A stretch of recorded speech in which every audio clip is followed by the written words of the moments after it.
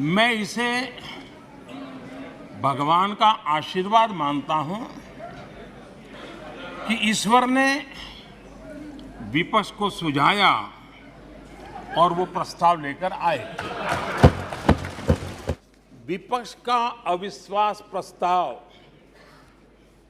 हमारे लिए शुभ होता है।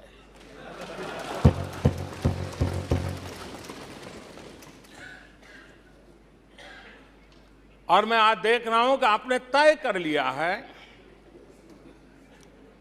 कि एनडीए और बीजेपी 2024 के चुनाव में पुराने सारे रिकॉर्ड तोड़ करके भव्य विजय के साथ जनता के आशीर्वाद से वापस आएंगे।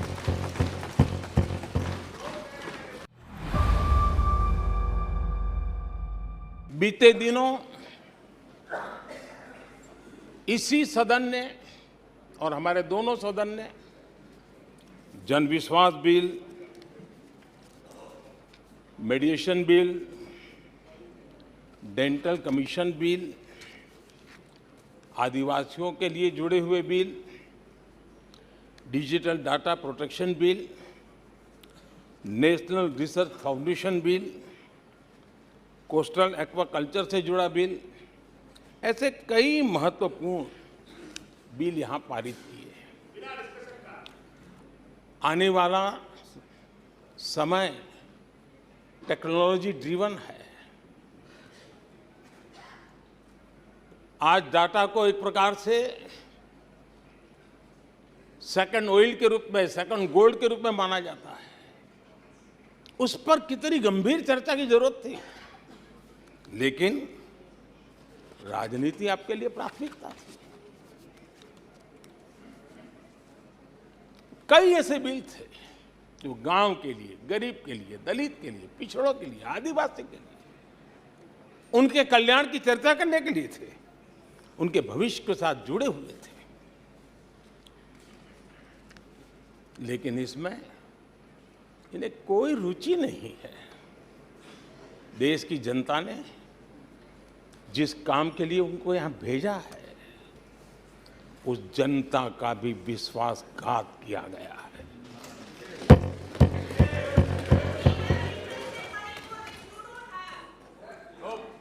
विपक्ष के कुछ दलों के लिए उनके आचरण से, उनके व्यवहार से उन्होंने सिद्ध कर दिया है कि देश से ज्यादा उनके लिए दल है, देश से बड़ा दल है, देश से पहले प्राथमिकता दल है। मैं समझता हूं आपको गरीब के भूख की चिंता नहीं है, सत्ता की भूख, यही आपके दिमाग पे सवार है।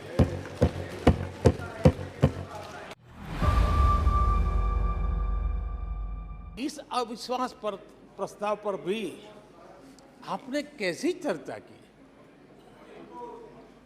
और तो मैं तो देख रहा हूं सोशल मीडिया में आपके दरबारी भी बहुत दुखी है। ये हाल है आपका। और अध्यक्ष जी देखिए, मजा इस डिबेट का कि फील्डिंग विपक्ष ने ऑर्गेनाइज की, लेकिन चौके छक्के यहीं से लगे।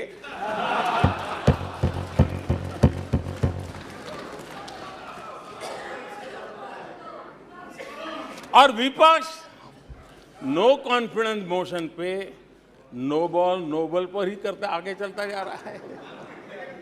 इधर से सेंचुरी हो रही है, उधर से नो बॉल हो रहे हैं।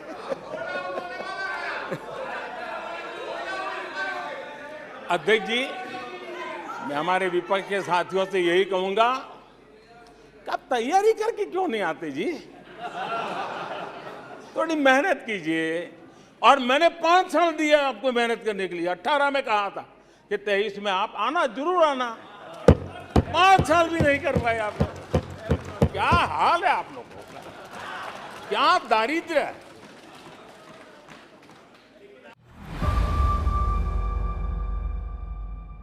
आज गरीब के दिल में अपने सपने पूरा करने का भरोसा पैदा हुआ है।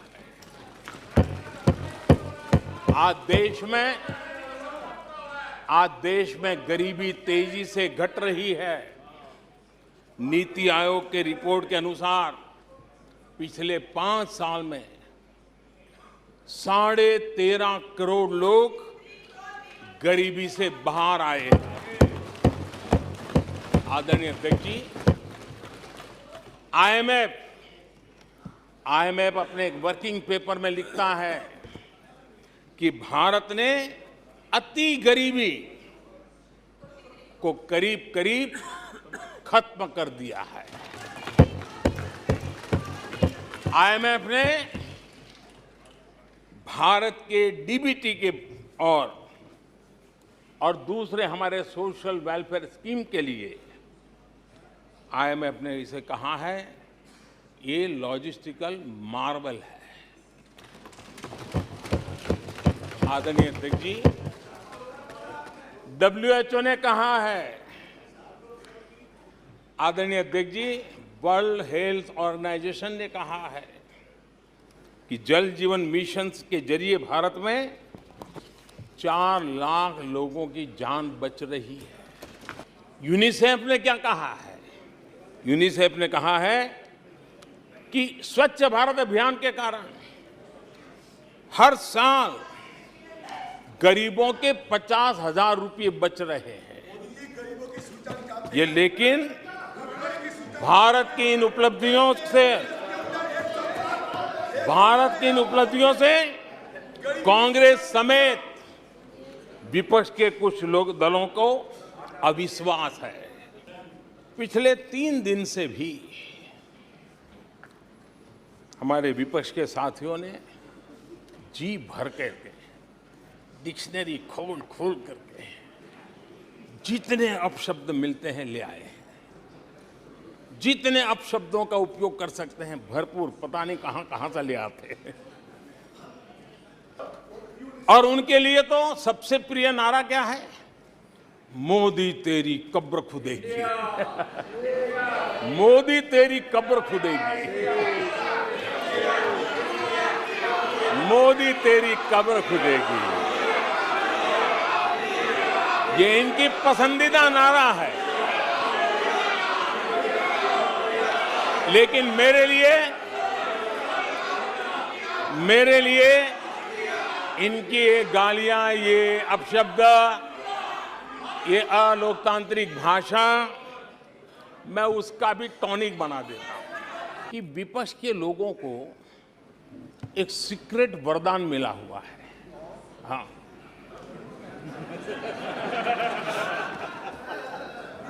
सीक्रेट वरदान मिला हुआ है जी। और वरदान ये कि ये लोग जिसका बुरा चाहेंगे उसका भलाई ही होगा। जब हम ये क्लेम करते हैं कि हम आने वाले 5 साल में नए तीसरे टर्म में हम देश की इकोनॉमी को तीसरे पर लाएंगे, तो एक जिम्मेवार विपक्ष क्या करता? वो सवाल पूछता, अच्छा भाई बताओ, निर्मला जी बताओ कैसे करने वाले हो? अच्छा मोदी जी बताओ कैसे करने वाले हो? आपका रोड मैप बताओ। ऐसा करते। अब ये भी मुझे सिखाना पड़ रहा है।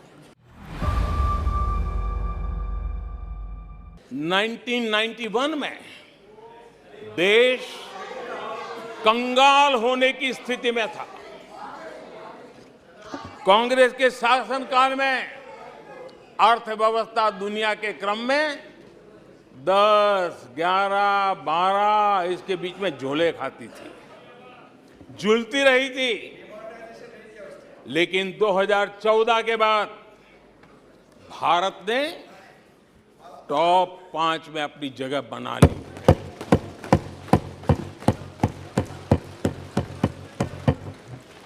कांग्रेस के लोगों को लगता होगा कि ये कोई जादू से लकड़ी से हुआ है, लेकिन मैं आज सदन को बताना चाहता हूं माननीय अध्यक्ष, रिफॉर्म, परफॉर्म एंड ट्रांसफॉर्म एक निश्चित आयोजन, प्लानिंग और कठोर परिश्रम परिश्रम की पराकाष्ठा, और इसी की वजह से आज देश इस मुकाम पर पहुंचा है। और ये प्लानिंग और परिश्रम की निरंतरता बनी रहेगी। आवश्यकता अनुसार उसमें नए रिफॉर्म होंगे और परफॉर्मेंस के लिए पूरी तरह ताकत को लगाया जाएगा।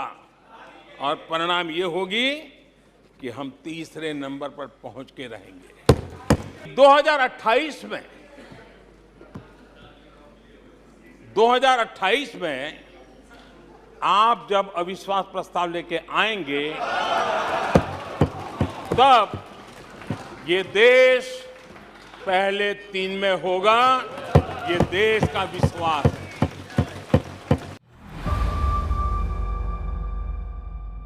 तमिलनाडु में कांग्रेस की आखिरी बार 1962 में जीत हुई थी। 61 वर्षों से तमिलनाडु के लोग कह रहे हैं कांग्रेस नो कॉन्फिडेंस। तमिलनाडु के लोग कह रहे हैं कांग्रेस। पश्चिम बंगाल में उन्हें आखिरी बार जीत 1972 में मिली थी। पश्चिम बंगाल के लोग 51 सालों से कह रहे हैं कांग्रेस कांग्रेस। उत्तर प्रदेश और बिहार और गुजरात कांग्रेस आखिरी 1985 में जीती थी। पिछले 38 वर्षों से वहां के लोगों ने कांग्रेस को कहा है, वहां के लोगों ने कांग्रेस को कहा है। त्रिपुरा में उन्हें आखिरी बार 1988 में जीत मिली थी। 35 वर्षों से त्रिपुरा के लोग कांग्रेस को कह रहे हैं कांग्रेस कांग्रेस। ओडिशा में कांग्रेस को आखिरी बार 1995 में जीत नसीब हुई थी। यानी ओडिशा में भी 28 वर्षों से कांग्रेस को एक ही जवाब दे रहा है। उड़ीसा कह रहा है नो कॉन्फिडेंस। नागालैंड में कांग्रेस की आखिरी जीत 1988 में हुई थी। यहां के लोग भी 25 वर्षों से कह रहे हैं कांग्रेस कांग्रेस। दिल्ली, आंध्र प्रदेश और पश्चिम बंगाल में तो एक भी विधायक खाते में नहीं है। दूर युद्ध से भागते, दूर युद्ध से भागते, नाम रखा रणधीर। दूर युद्ध से भागते, नाम रखा रणधीर। भाग्य चंद की आज तक, भाग्य चंद की आज तक सोई है तकदीर। भाग्य चंद की आज तक सोई है तकदीर। आदरणीय अध्यक्ष जी, इनकी मुसीबत ऐसी है कि खुद को जिंदा रखने के लिए, खुद को जिंदा रखने के लिए इनको एनडीए का ही सहारा लेना पड़ा है। ये इंडिया गठबंधन नहीं है, ये इंडिया गठबंधन नहीं है, एक घमंडिया गठबंधन है। ये इंडिया गठबंधन नहीं है, घमंडिया गठबंधन है।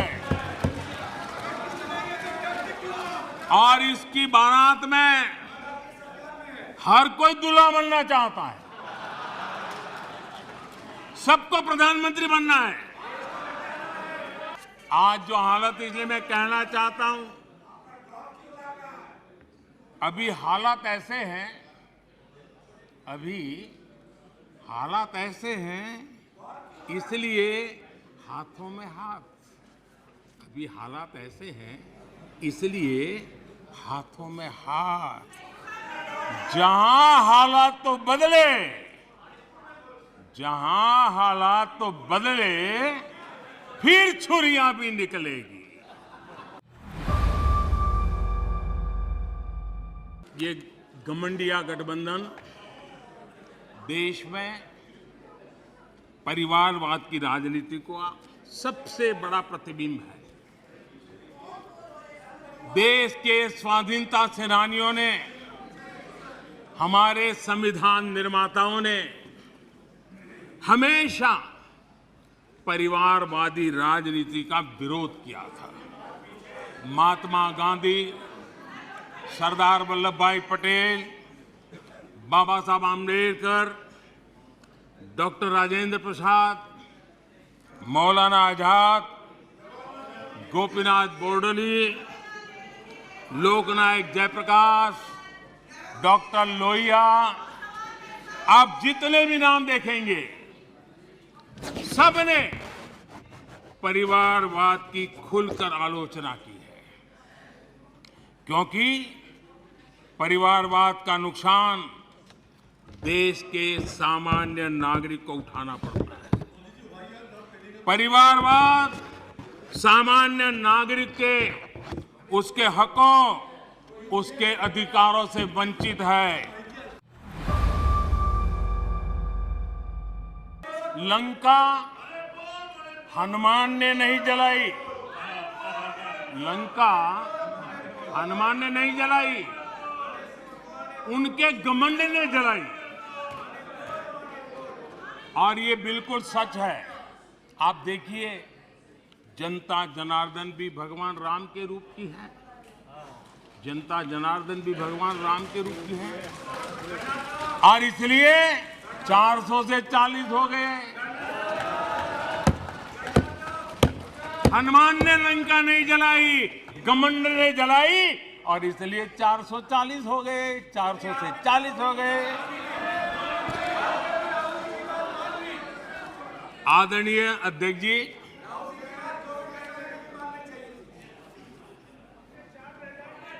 सच्चाई तो ये है, देश की जनता ने दो बार 30 साल के बाद पूर्ण बहुमत की सरकार चुनी, लेकिन गरीब का बेटा यहां कैसे बैठा?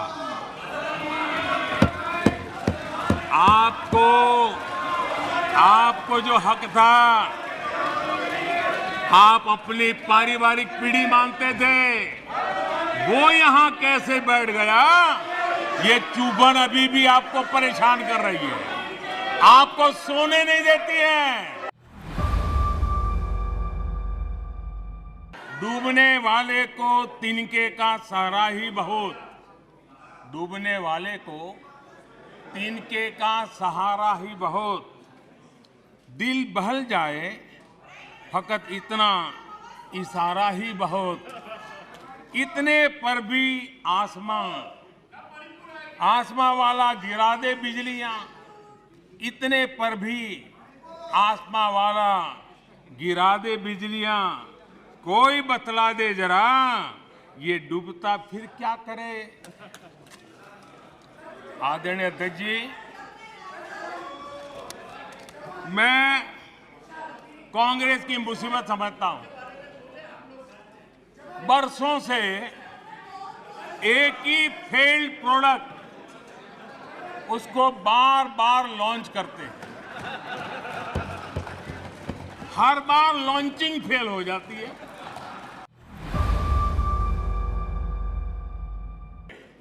देश की जनता भी कह रही है, ये है लूट की दुकान, ये है लूट की दुकान, झूठ का बाजार। ये है लूट की दुकान, झूठ का बाजार। इसमें नफरत है, घोटाले हैं, तुष्टीकरण है, मन काले हैं। परिवारवाद की आग के दशकों से देश हवाले है और तुम्हारी दुकान ने इमरजेंसी बेची है, बंटवारा बेचा है, सिखों पर अत्याचार बेचा है, झूठ कितना सारा बेचा है, इतिहास बेचा है, उरी के सच के प्रमाण बेचा है। शर्म करो नफरत की दुकान वालों, तुमने सेना का स्वाभिमान बेचा है। ये लोग, ये गठबंधन गठबंधन, ये लोग भारत के दिवालिया होने की गारंटी है। भारत के दिवालिया होने की गारंटी है। ये इकोनॉमी को डुबाने की,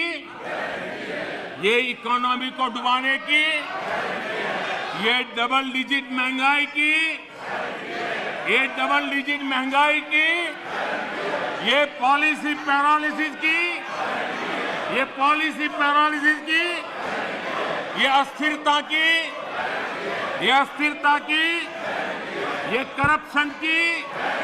ये करप्शन की, ये तुष्टीकरण की, ये परिवारवाद की, ये भारी बेरोजगारी की, ये आतंक और हिंसा की, ये भारत को 2 शताब्दी पीछे पहुंचाने की गारंटी है। आदरणीय अध्यक्ष जी, ये कभी भारत को टॉप 3 अर्थव्यवस्था बनाने की गारंटी नहीं दे सकते। ये मोदी देश को गारंटी देता है कि मेरे तीसरे कार्यकाल में मैं हिंदुस्तान को टॉप 3 की पोजीशन में लाके रहूंगा। ये मेरा देश को गारंटी है। मणिपुर में अदालत का एक फैसला आया। अब अदालतों में क्या हो रहा है वो हम जानते हैं, और उसके पक्ष विपक्ष में जो परिस्थितियां बनी, हिंसा का दौर शुरू हो गया और उसमें बहुत परिवारों को मुश्किल हुई। अनेकों ने अपने स्वजन भी खोए। महिलाओं के साथ गंभीर अपराध हुआ और ये अपराध अक्षम्य है और दोषियों को कड़ी से कड़ी सजा दिलवाने के लिए केंद्र सरकार, राज्य सरकार मिलकर के भरपूर प्रयास कर रही है। और मैं देश के सभी नागरिकों को आश्वस्त करना चाहता हूं कि जिस प्रकार से प्रयास चल रहे हैं, निकट भविष्य में शांति का सूरज जरूर उगेगा। मणिपुर फिर एक बार नए आत्मविश्वास के साथ आगे बढ़ेगा। मैं मणिपुर के लोगों से भी आग्रहपूर्वक कहना चाहता हूं, वहां की माताओं, बहनों, बेटियों से कहना चाहता हूं, देश आपके साथ है। ये सदन आपके साथ है। हम सब मिलकर के, कोई यहां हो या ना हो, हम सब मिलकर के इस चुनौती का समाधान निकालेंगे। वहां फिर से शांति की स्थापना होगी। मैं मणिपुर के लोगों को विश्वास दिलाता हूं कि मणिपुर फिर विकास की राह पर तेज गति से आगे बढ़े। उसमें कोई प्रयासों में कोई कसर नहीं रहेगी।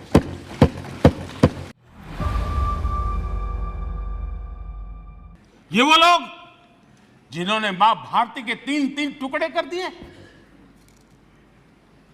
जब मां भारती की गुलामी की जंजीरों से मुक्त कराना था, जब मां भारती की जंजीरों को तोड़ना था, बेड़ियों को काटना था, तब इन लोगों ने मां भारती की भुजाएं काट दी,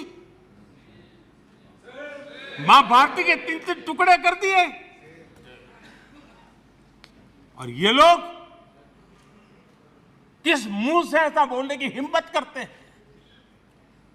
आदरणीय अध्यक्ष जी, ये वो लोग हैं जिस वंदे मातरम गीत ने देश के लिए मर मिटने की प्रेरणा दी थी। हिंदुस्तान के हर कोने में वंदे मातरम चेतना का स्वर बन गया था। तुष्टीकरण की राजनीति के चलते उन्होंने मां भारती के ही टुकड़े किए, इतना नहीं, वंदे मातरम गीत के भी टुकड़े कर दिए लोगों ने। ये वो लोग हैं माननीय अध्यक्ष जी, जो भारत तेरे टुकड़े होंगे, ये गैंग, ये नारा लगाने वाले लोग, इनको बढ़ावा देने के लिए, उनका प्रोत्साहन करने के लिए पहुंच जाते हैं।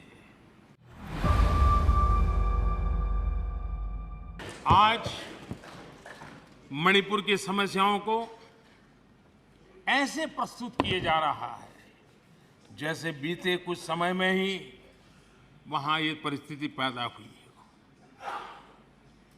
कल अमित भाई ने विस्तार से बताया है समस्या क्या है, कैसे हुआ है,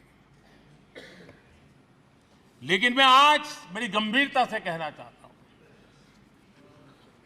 नॉर्थ ईस्ट की इन समस्याओं की कोई जननी है तो जननी एकमात्र कांग्रेस है। नॉर्थ ईस्ट के लोग इसके लिए जिम्मेवार नहीं हैं, इनकी ये राजनीति जिम्मेवार है। जिस प्रकार से साउथ ईस्ट एशिया का विकास हो रहा है, जिस प्रकार से आसियान देशों में का महत्व बढ़ रहा है, वो दिन दूर नहीं होगा हमारे ईस्ट की इस प्रगति के साथ साथ नॉर्थ ईस्ट वैश्विक दृष्टि से सेंटर पॉइंट बनने वाला है।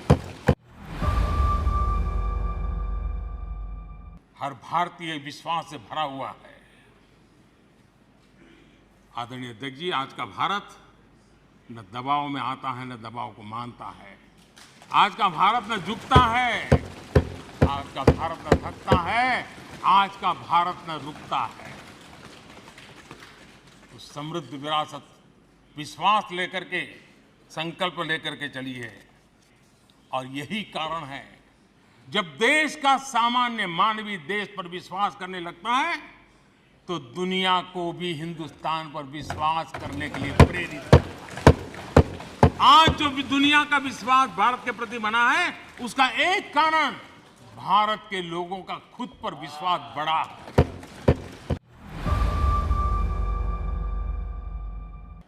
जो नींव आज मजबूती के साथ आगे बढ़ रही है, उस नींव की ताकत है कि 2047 में हिंदुस्तान विकसित हिंदुस्तान होगा, भारत विकसित भारत होगा साथियों। और ये देशवासियों के परिश्रम से होगा, देशवासियों के विश्वास से होगा, देशवासियों के संकल्प से होगा, देशवासियों की सामूहिक शक्ति से होगा, देशवासियों की अखंड एक नाच पुरुषार्थ से होने वाला है, ये मेरा विश्वास है।